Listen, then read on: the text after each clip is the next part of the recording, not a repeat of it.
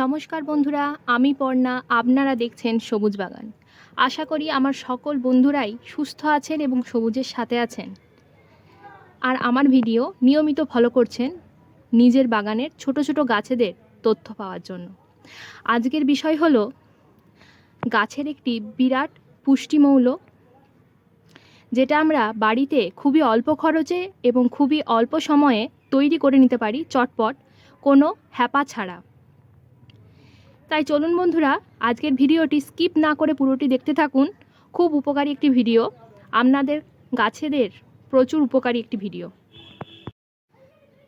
বাগানের একটি সুস্থ গাছ করার জন্য আমাদেরকে কিছু কিছু খাবার বলুন বাইরে থেকে প্রয়োগ করতে হয়, তাতে গাছের ওভারঅল গ্রোথটি ঠিক থাকে এবং তারা ফুল ফল অত্যধিক পরিমাণে দিতে সক্ষম হয়। আর এই খাবারটি গাছের ওভারঅল গ্রোথকে ঠিক রাখবে, তার সাথে সাথে গাছের p.g.r, মাইক্রোনিউট্রিয়েন্টস এবং হিউমিক অ্যাসিড, এই তিনটের কাজ করবে কিন্তু এই একটি খাবার। তার জন্য আমাদেরকে বাইরে থেকে আলাদা করে হিউমিক অ্যাসিড, মাইক্রোনিউট্রিয়েন্টস কিংবা p.g.r গাছে প্রয়োগ করতে হবে না এবং দোকান থেকে কিনে আনতেও হবে না। এই খাবারটি তৈরি করতে গেলে আমাদের খুবই সহজ এবং পরিচিত একটা জিনিস লাগবে, সেটা হলো গোবর কিংবা ঘুঁটে। দেখুন, আমার খাবারটি তৈরি হয়ে গেছে, সেই জন্য আমি গোবর বা ঘুঁটেটি যেটি জলে ভিজিয়েছিলাম সেটি আমি রোদে মিলে দিয়েছি, পরবর্তীকালে গাছে ব্যবহার করব বলে সার হিসাবে। আজকের মূল বিষয় হলো এই ঘুঁটে ভেজানো জল কিংবা গোবর ভেজানো জল, যেটা আপনারা হাতের সামনে পাবেন, সেই দিয়েই চটপট খাবারটি তৈরি হয়ে যাবে বিনা খরচে এবং কোনো ঝামেলা ছাড়াই। তাই চলুন বন্ধুরা, আমি কিভাবে খাবারটি তৈরি করেছি সেটা আপনাদের সাথে শেয়ার করে নিই। দেখুন, আমি কিন্তু এই ম্যাজিক লিকুইডটি 2 বালতি তৈরি করে নিয়েছি।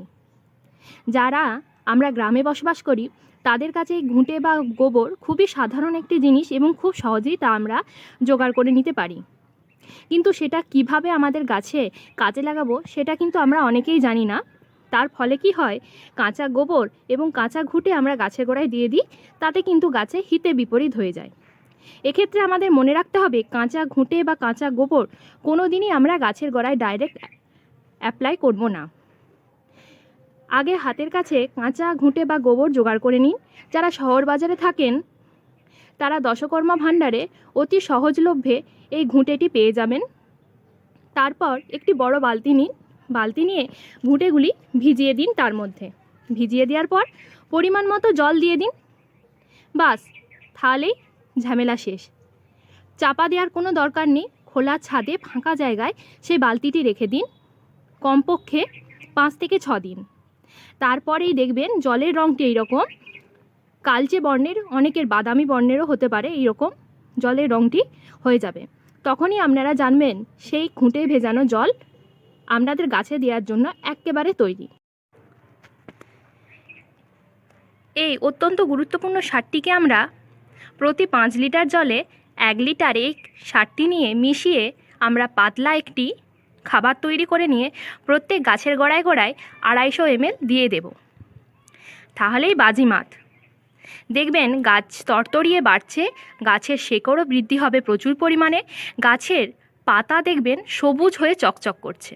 আমি বলেইছি এই খাবারটিতে আছে হিউমিক অ্যাসিড, মাইক্রোনিউট্রিয়েন্ট এবং p.g.r। একসাথে আমরা গাছের এই 3টি রোগের সমাধান করতে পারবো এই খাবারটি ব্যবহারে। আর গাছে এই খাবারটি ফলিয়ার স্প্রেও করতে পারবেন। তার ক্ষেত্রে এই জলটিকে আগে ছেঁকে নেবেন, তারপরে স্প্রে বোতলে ঢেলে আপনারা অনায়াসে গাছে এই খাবারটি স্প্রেও করতে পারবেন এবং গোড়াতেও ঢালতে পারবেন। দেখুন, আমার এই 2 বালতি পুরো খাবারটি আছে। আমার যেহেতু বাগানে অনেক গাছ, দেখুন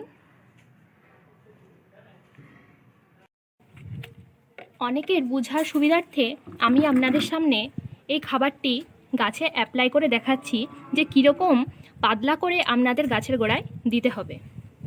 দেখুন, এখানে ফ্রেশ জল, কলের জল নিয়ে নিয়েছি আমি।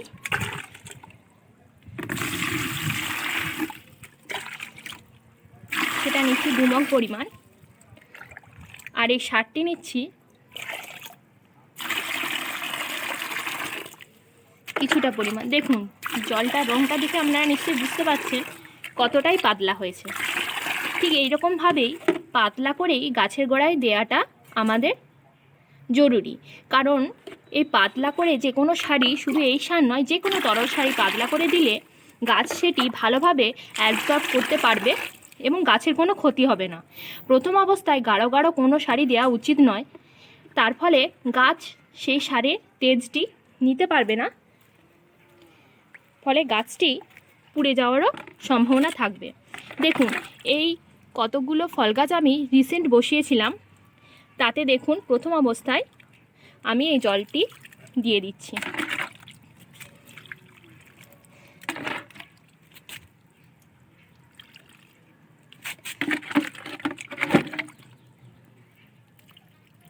এইরকমভাবে প্রত্যেকটি গাছই আপনারা কিন্তু এই খাবারটি দিতে পারেন এবং তার সাথে গাছের গ্রোথ আপনাদের চোখে পড়বে, এটা আমি কথা দিচ্ছি।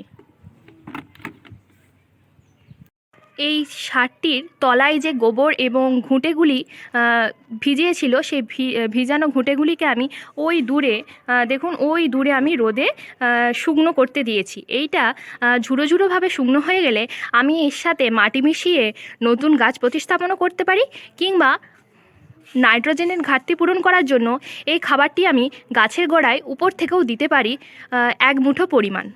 তাই বন্ধুরা, এই ভিডিওটি আপনাদের প্রত্যেক বাগানীদেরকেই উপকৃত করবে, আমি 100% গ্যারান্টি দিয়ে বলতে পারি। আজকের ভিডিওটি এইখান পর্যন্তই। ভিডিওটি যদি আপনাদের ভালো লেগে থাকে তাহলে প্লিজ একটা লাইক করবেন, সাবস্ক্রাইব ও শেয়ার করে পাশে থাকবেন। ফিরছি পরের ভিডিওতে, ততক্ষণ পর্যন্ত নিজেরাও সুস্থ থাকুন, নিজের বাগানের গাছকেও সুস্থ রাখুন।